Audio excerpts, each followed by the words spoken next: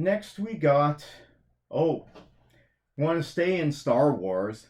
And what I did this week, because after Star Wars Celebration, I'm like, yeah, I'm really into Star Wars. I want to watch more Star Wars stuff. So I went back and I watched the whole, uh, I'm guessing it's a limited series or first season of Obi-Wan Kenobi.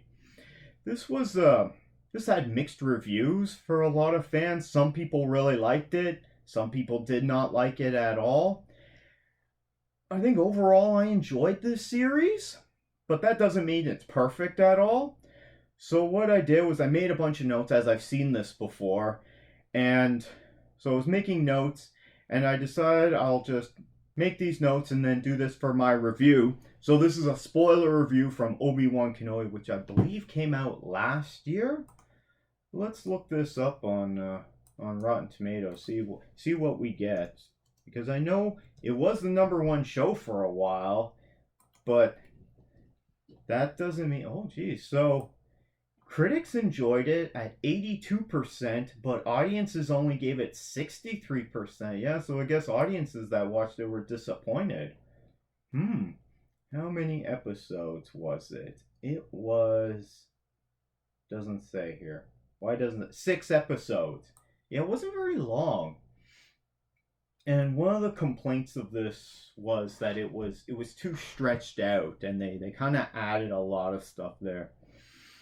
Let's see. So I'm going to go through these points to review it. I think I'll start with the bad. But overall, I did enjoy this, so let's say I'd give this more of a positive review. But I made a bunch of notes. So at the beginning, there's a Jedi that goes into the bar. He's looking for help. Oh no, the Inquisitors are hunting him down. Yeah, I thought that was kind of. I didn't think that was a very good scene myself. The desert visual effects, because this was shot during the pandemic with COVID restrictions and they had to do a lot of it on the volume. The desert visual effect doesn't work very well. It kind of makes the series look a bit cheap. So the volume stage, for me, it was a bit uncanny valley, because you'd see the sand and then you'd see the background, and you could clearly tell where the background was. It almost looked like they put up like an old painting backdrop, and I'm like, this looks cheap. Okay, let's see. So Obi-Wan is spying on Luke, Owen, and Beru Lars. That's a little bit creepy. I know he has to keep an eye on him there, but I don't really need to see him just spying on him with his Star Wars binoculars. Is Obi-Wan allowed to take meat every day? I mean, the boss there seems to be really kind of a dick, and he's taking meat every day. So is he allowed to do that? Also, it's kind of gross. They got this giant creature that they're harvesting and cutting up the meat in the middle of the desert sun. Doesn't look like there's any refrigeration. Is that safe in the Star Wars universe? Because it certainly isn't safe here. Everyone's gonna get sick eating that food. What else we got here?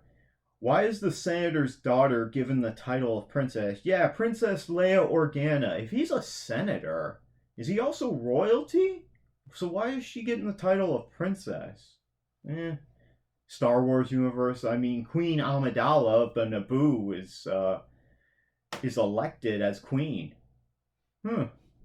So you get elected and then you become the queen. So then suddenly you're a royal family, I guess. And then the next person gets elected and you get kicked out of the palace and you're. I never understood that, but that's a different Star Wars property.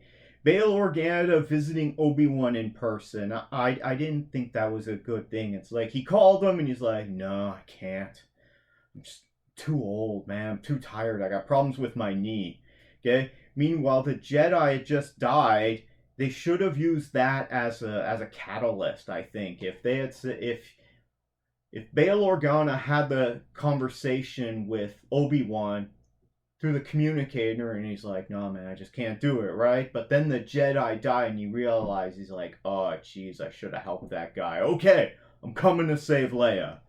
And then he contacts Organa back. That might have been, I thought that would have worked better. There's a long ticket taker scene before he gets on the ship. Too drawn out. Why are the other Inquisitors so mean towards Reva? It's almost like I get that they operate in a wolf's den, but they seem to be ganging up on her. And I don't know, it just seemed a bit odd. It didn't really work for me. The Leia market chase scene, the Leia rooftop chase. Man, they really drew this out. Everyone's a bad shot on the roof. Okay, the Force fall scene, that didn't really work for me. Reva knows Anakin Skywalker. Now, I remember when I watched that, and that was at the end of episode 2 or 3. I didn't really care for that, and then we get the explanation later on. I don't think she should have said that, especially she's yelling these things out. That seems like the kind of information that you would keep to yourself because anyone who finds out is gonna die. Also, you telling other people could kill you.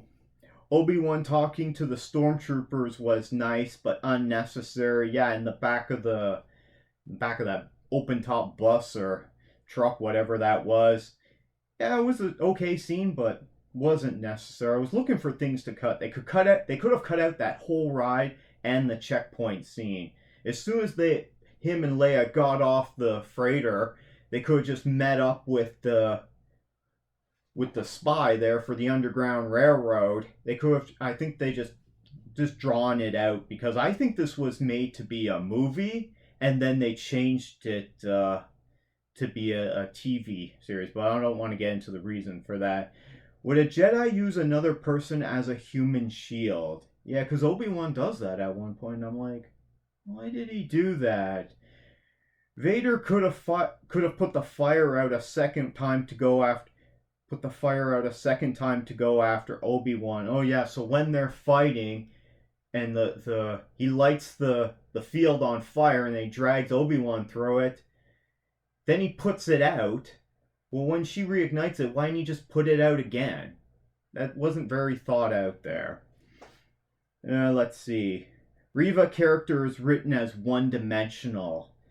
Yeah, she's very one-dimensional in this, and so the actress, Moses Ingram, she got a lot of flack for this, and that's not cool. She didn't deserve that. I mean, there was a lot of people being racist to her online, and that was definitely not cool.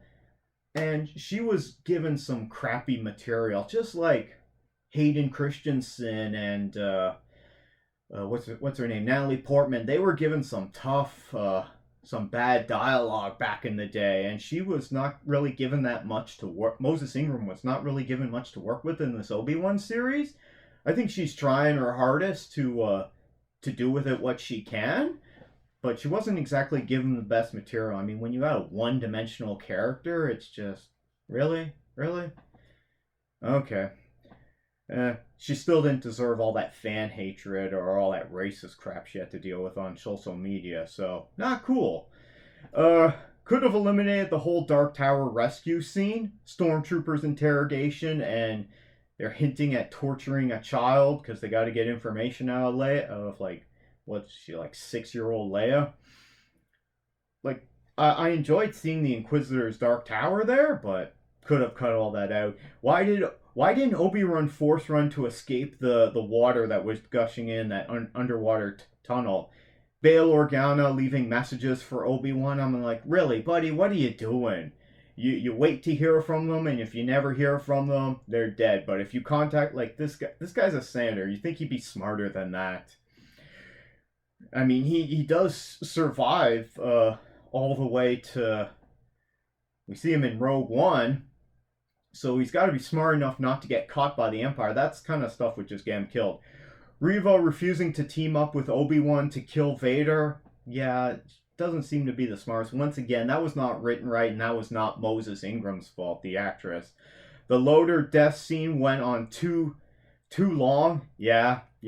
Bit too drawn out. Why is Leia spending so much time in the maintenance shaft? Yeah, what? Like, just show us when she's doing something, okay? Why did Obi-Wan get away from the stormtroopers after he just gave himself up? What's going on here? What are they doing? Why didn't Vader bring down the second ship? So he busts in by himself. The ship takes off. He brings it down, rips it open, then another one takes off. Okay? Really? Why didn't you just bring that one down? Was he too tired or something? Why did Reva wait so long to attack Vader? That was a bad time to attack him. Like, would have been better to attack him when he was trying to bring down the ship. And then maybe then that's why he couldn't bring down the second one? Like, just off the top of my head there. Why'd the Grand Inquisitor say that to Reva as she's dying? He says, revenge does wonders for the will to live. After she's just been stabbed and she's dying, but she's not dead yet. She could still live. And he's like, you know, maybe you want to come back now and kill me as your revenge. That didn't seem very ill-advised. I mean, it was a cool line, but wrong place to use it there, Grand Inquisitor. Reva finding the Chimera with Bail Organa's message was kind of dumb. Yeah, I mean, they could have cut all that out. The whole end scene there. Yeah, why do they have to bring it back to Luke in the end? We know Luke, Owen, and Beru are all alive in original recipe Star Wars: A New Hope from 1977. There's no stakes. What are you doing? Why didn't Reva get patched up before going after Luke? Like, she's been stabbed and she just ties a scarf around. But like, I'm good. No, maybe get patched up first, since you're in the Star Wars universe first, before going after someone. Reva going after Luke. Why? Big lightsaber fight in the volume looked a little cheap. Okay, the whole show looks made for TV. I mean, part of that is the restrictions of the pandemic, but I think this would have worked better as a movie. And there have been some fan edits online. I haven't seen them. People say they're good. Anyway, now I have the high ground. Yeah, during the fight, Vader is looking down on Obi-Wan. Everyone said that when that scene came up. Now I have the high ground. So, yeah, I would have put that in there just for a laugh. But the Luke chase, didn't need it. Vader walked away too soon after burying Obi-Wan. Yeah, classic villain mistake. But I guess it's made for kids. How they ended the show with Reva and her dilemma was kind of dumb. Didn't need that. Mogus Ingram got a bad rap from toxic fans. Yeah, jeez. I mean, it's just like goes back to Ahmed Best as Jar Jar. I mean, fandom can be toxic, and if I don't like something, fine, I'll say like I don't like this and here's why, and then I move on. Like, why do I need to attack someone?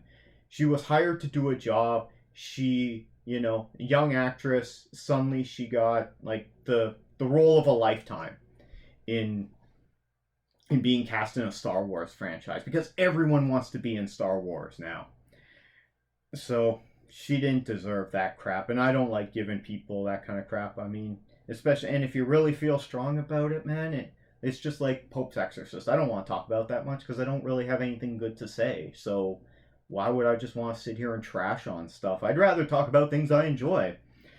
Moving on. Why did Reva leave her lightsaber? Is it because it was red? I mean, take out that crystal. You can reuse it again. Why? And also, some kid could pick that up. Jeez. Why did Obi-Wan live in a cave? Are Tatooine real estate prices too high? I mean, I know he's living off the grid, but why can't he get a house? Okay? I mean, I know he does eventually get a house. Maybe we should have seen old Ben's house in this. Why is Obi-Wan riding into the canyon? What's he gonna do there? I don't know. I mean, would have been better have him, like, walk off.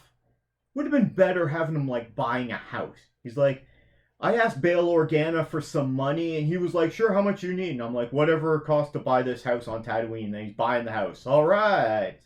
And then he's doing his meditation and, talking to Qui-Gon Jinn. So that's the things I didn't enjoy about this series. There were 47 of them. However, I have more things that I actually enjoyed. So at the beginning of it, there's a 4-minute recap of the prequel movies. Phantom Menace, Attack of the Clones, and Revenge of the Sith. And for anyone who... And it's great. And for anyone who's a big Star Wars fan, but you hate the prequels... I mean, if you hate them, hate them. I mean, that's up to you. I have things about them that I enjoy and things that I don't enjoy. So I enjoy watching them overall. It's still Star Wars.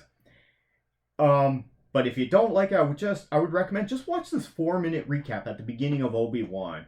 And if you don't want to watch the prequels, and then it hits all the story beats and it's great. So I enjoyed that. What else do we got here? Starting in the Jedi Temple with the younglings training and suddenly the clones bust in and it's Order 66 and we're full on. Great. They had me hooked right there. The dead teacher and the kids running. I'm like, wow, this is brought to us by Disney, and they're going back to Order 66, but they're just not messing with the Star Wars canon there. But that's some heavy stuff, and this is supposed to be made for kids. Still, I really enjoyed it. Rooms are not as big in the prequels in this. What they've done is they have gigantic rooms, but unlike in the prequels, they didn't just go on forever and you never saw the end of the room. In this, you can actually see that there's another side and that they're not as big, so it makes it more realistic, even though it's, fantasy Star Wars land. The fact that it's 10 years after Revenge of the Sith, yep, I like that. We get the Inquisitors, we get the Grand Inquisitor, which we've seen in animation before. Third sister Inquisitor Reva, and fifth brother. I enjoyed all of them. Even Reva, I mean, with the little that she's given to do with, I think she tried really hard, and that character didn't bother me as much as it bothered other people. Ewan McGregor as a broken man at the beginning, that was great. That was really good. We got the Jawa salesman / thief. He's selling him stuff that he just stole from him.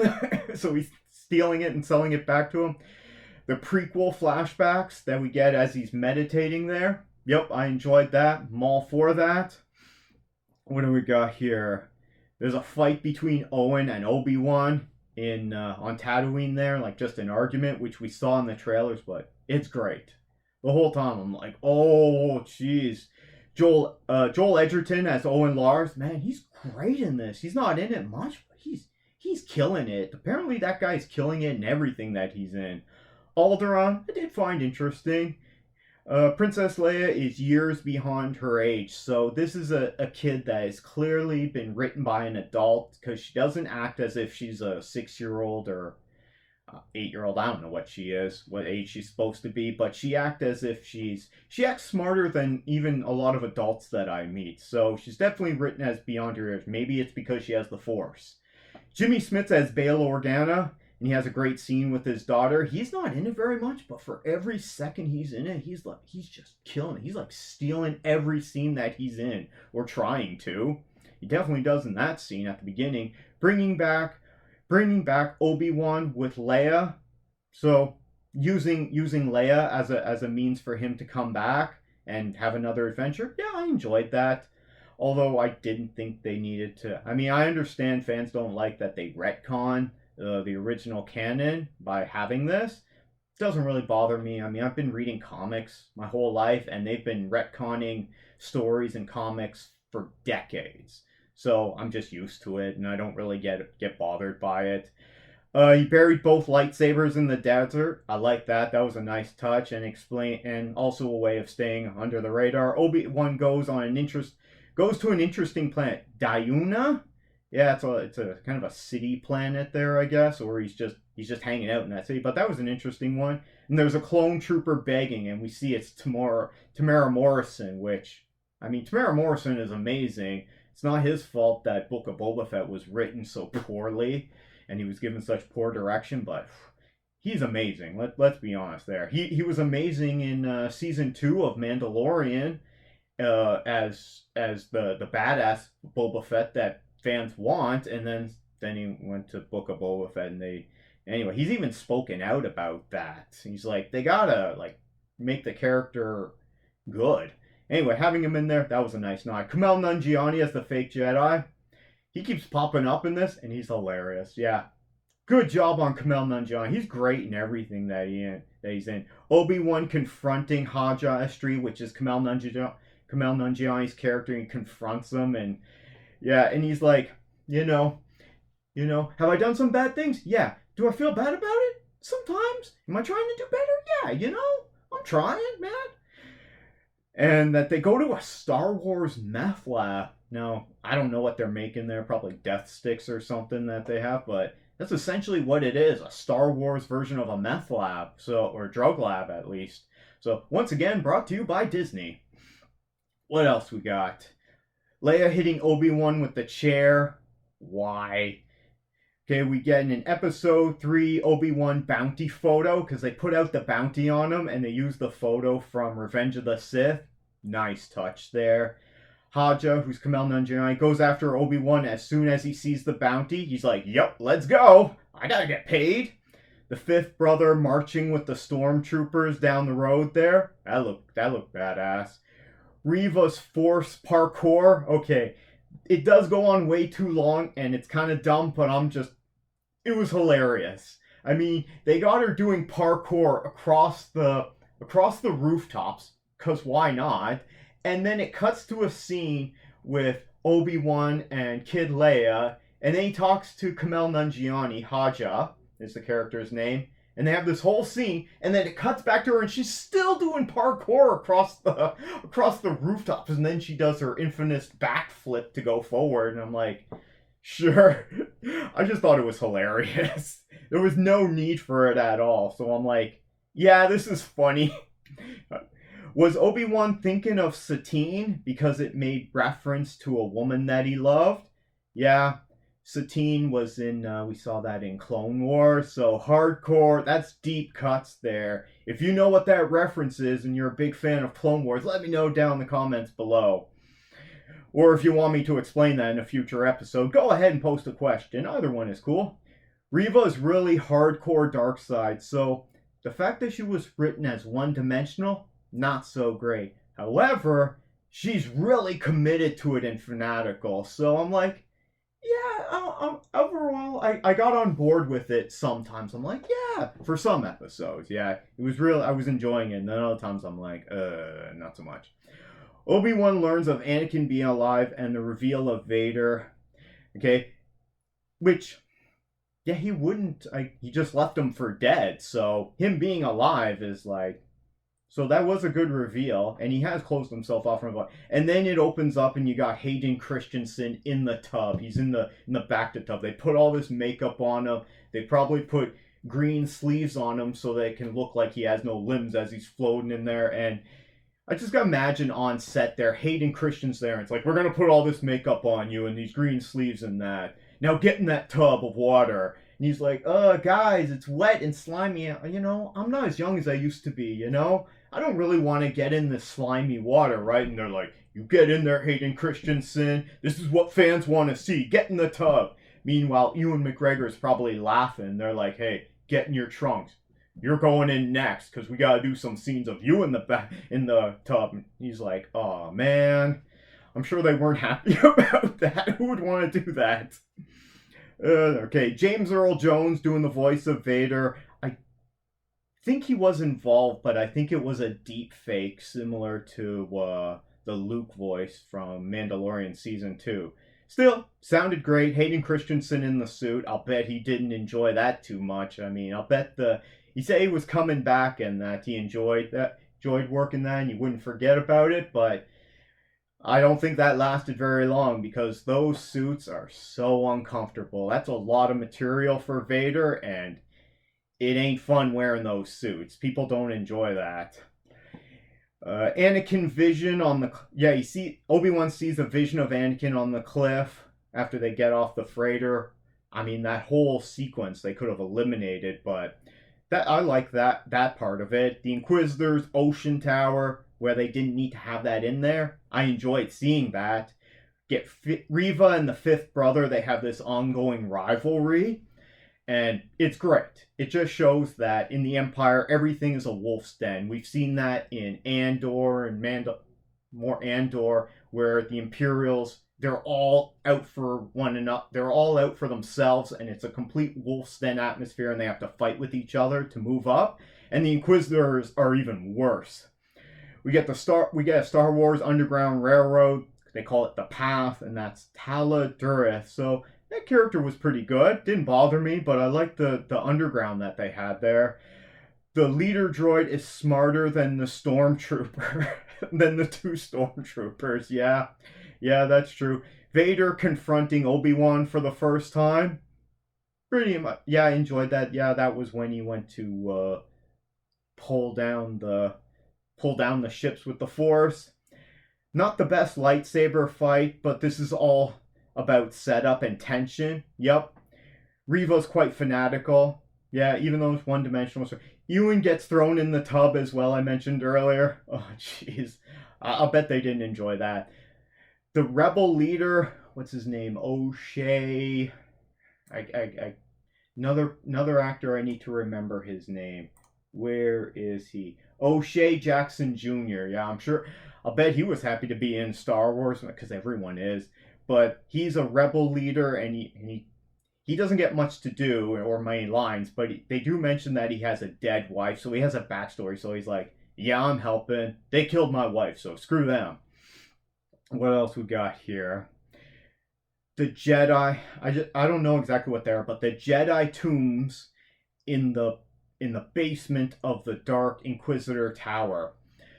We've seen hints of this before in Rebels, with one of the Jedi Masters there, that the Empire keeps the corpses, keeps the bodies of all the Jedis that they killed, including a youngling. Now they're not mangled up; they're just encased in, I don't know, amber or something. Star Wars amber.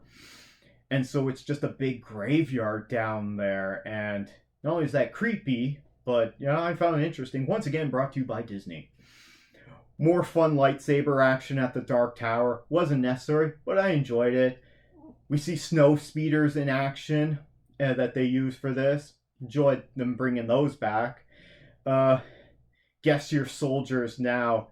Yeah, she says that to the volunteers there. That was good. Ewan and Hayden as Obi-Wan and Anakin sparring in the Jedi Temple, even though Hayden Christensen is 20 years older now. I still enjoyed seeing that, and just him, being overly aggressive and trying to win all the time. But more of that, please.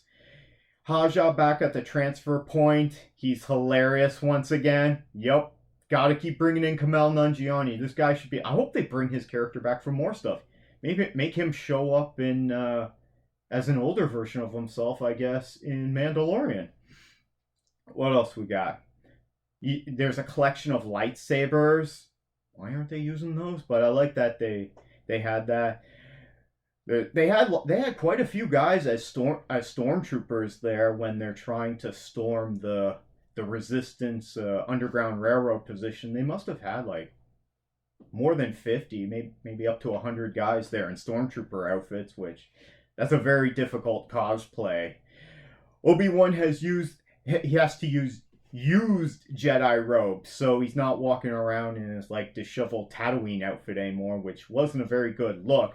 But now he's got new used Jedi robes. I don't think they were washed though. Hopefully they don't have bed bugs or any kind of weird Star Wars bug.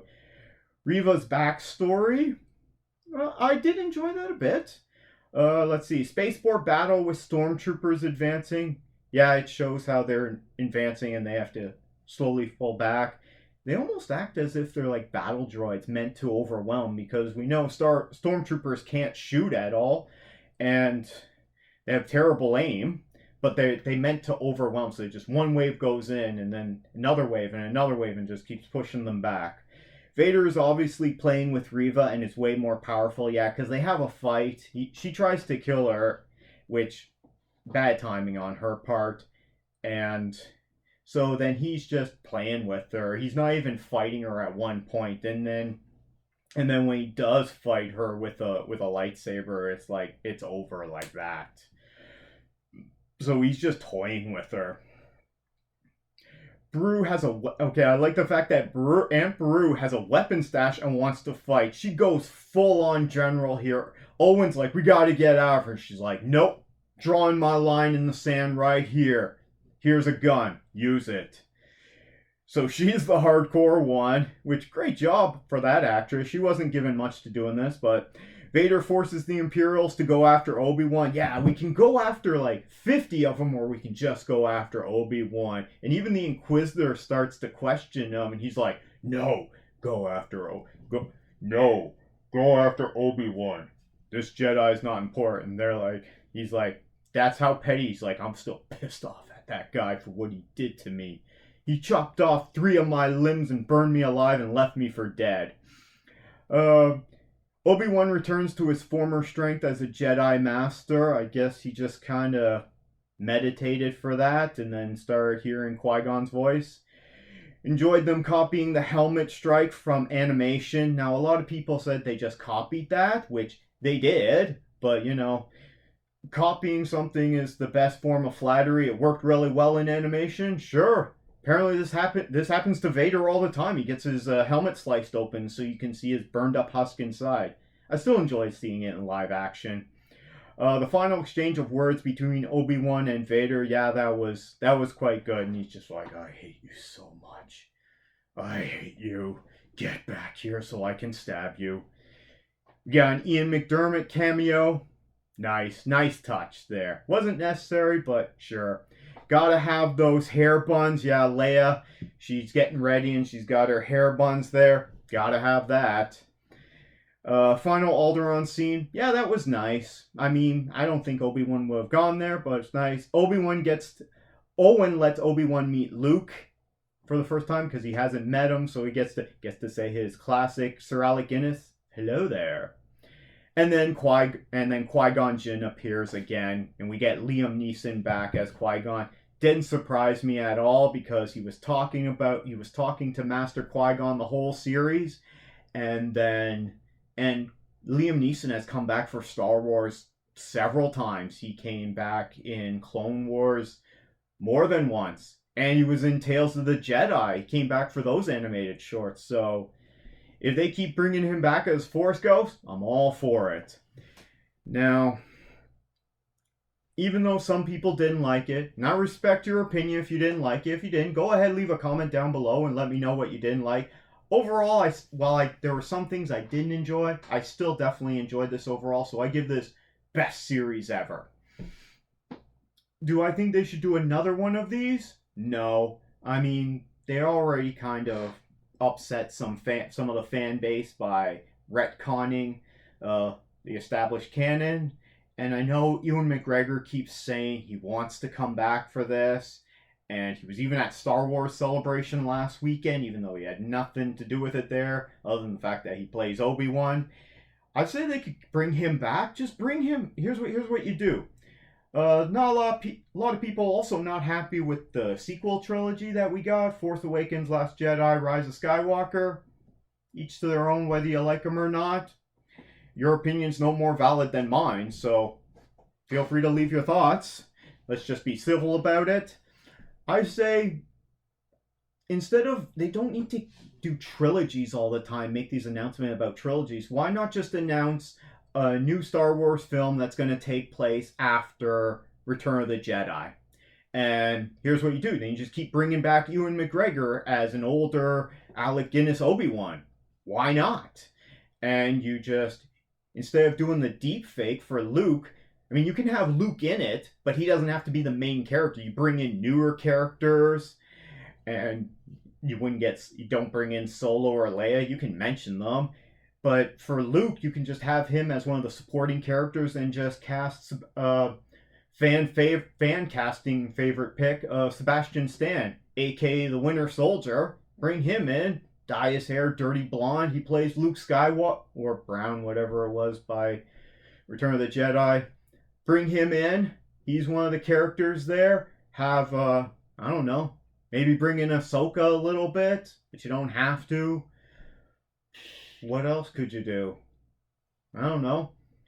It's kind of like around the time period of The Mandalorian. See if you make a good story there. If someone comes up with a good idea, and if it's good, then make a sequel to it. And that's a way to bring back Ewan McGregor, bring back Luke Skywalker, and you show his path.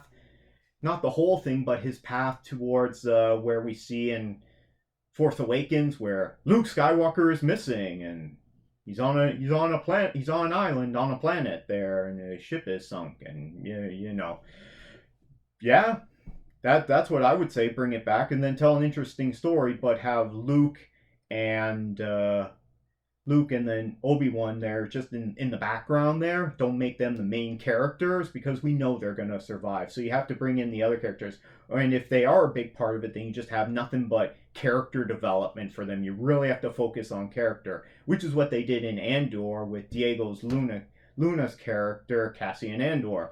We know he's going to show up in Rogue One, so they just do hardcore into character development for him and developing it to the point where it's going to get to, and then you introduce new characters and there's stakes for all of them. And man, Andor's really good. If you want to see more kind of a more grown up version of Star Wars, I mean, kids can still watch it. It just deals with a lot more adult themes than that, but it still doesn't go into anything bad that kids can't see. It's just more complex, let's say. It doesn't go into anything like you're not going to get any kind of, swearing or sex or hardcore violence or anything in a Star Wars property. They make it so that kids can still watch it. This is just more grown up a little. So check out Andor. So yeah, overall, Star Wars Obi-Wan Kenobi series, I give it a best series ever because overall I enjoyed it, and I hope they just leave it as a mini series. Maybe they'll bring Ewan McGregor back in some other way, like what I suggested after Return of the Jedi as a Force Ghost. Or, you know what, if they want to bring him back and do more High Republic stuff and just have him in the background and just make him, just use the de-aging technology on him, I'm fine with that. I don't care. And just recast Anakin as like a young Luke Skywalker for when they show up, and just do more stuff with the other Jedi Masters and Padawan. And then you can kill them off as much as you want, as long as we know they're not going to be seen later on. I don't know, what do you think about that? Or maybe someone will come up with a better idea. Do you have a better idea for how they could bring back Ewan McGregor? Let us know down in the comments below, or what you think of Obi-Wan.